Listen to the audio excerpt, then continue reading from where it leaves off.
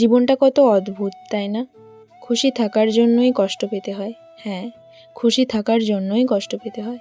এটাই বাস্তব কথা। সময় হলেই মানুষের আসল চেহারা দেখা যায়। সময়ের আগে তো সবাইকেই বিশ্বস্ত মনে হয়। স্বার্থের দেওয়াল এত উঁচু করো না যে যখন নিজের দরকার পড়বে তখন টপকাতেও পারবে না। নমস্কার বন্ধুরা, আমি সুপর্ণা। আমার নতুন একটা ব্লগে তোমাদের সবাইকে স্বাগত জানাই। সকাল সকাল বেরিয়েছিলাম একটু কাজের জন্য।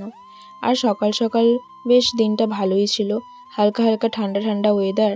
আর তার মধ্যে ট্রেনে করে জার্নি তো খুবই ভালো লাগে আমার। ট্রেন প্লাস বাস দুটোই আমাকে চেঞ্জ করে যেতে হয়েছিল আমি যেখানে যাচ্ছিলাম সেখানে।